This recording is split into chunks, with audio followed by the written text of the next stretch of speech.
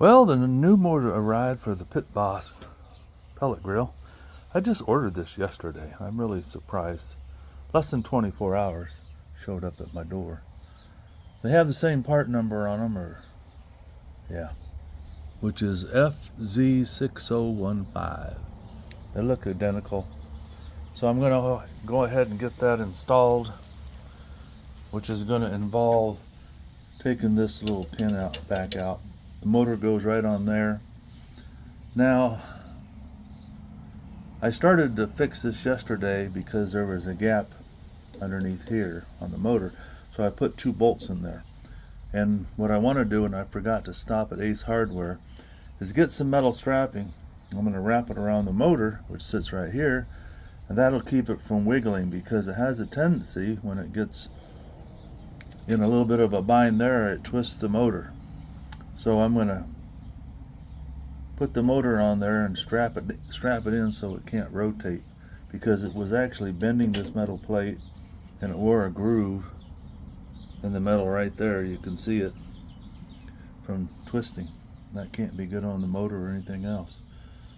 So I'll bolt that on there, and then I have to take that box there, and it goes back on the side here. There's 4 bolts that hold it on the sides, 2 in the front, 2 in the back. And then this control panel slips back through the hole and snaps into place. I made a video on how to take this all apart, but I'll kind of show you as I go. But I guess I'm going to have to run down to Ace Hardware. That's the closest place that I can think of that might have some kind of metal strapping, because I don't want to take it back apart again. I don't have to. So I shall return.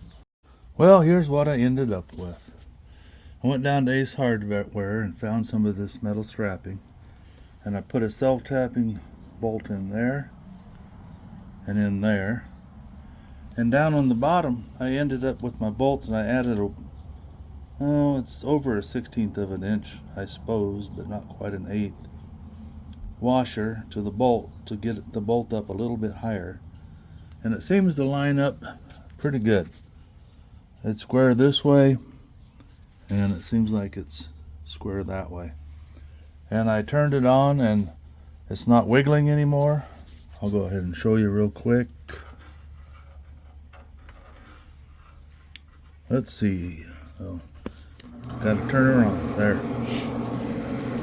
Now before, if you watch the other videos, this motor was wiggling back and forth, and then if a pellet got caught in there, it would start twisting the motor. Well, I guess it twisted it that way. Twisted it so much it wore a hole in this metal plate, so that was a lot of twisting, you know, hundreds of times. Well, however many times I barbecued, I guess. Now the motor is perfectly still. It's not twisting. It's pretty much straight on the auger shaft. I think this is going to eliminate my problems. I'll have to cook something and do a follow-up video if it doesn't work, but I think this is going to fix the motor. I mean the problem. It was a bad motor with a bad gear in it. That was what the main problem was. But I'm sure part of that was caused by all the twisting that it was doing. Anyway, if you need to fix your barbecue grill, this works pretty good. And I'm looking at the video here. It looks like it's not turning very fast, but it's just a blur in person. It's turning really fast.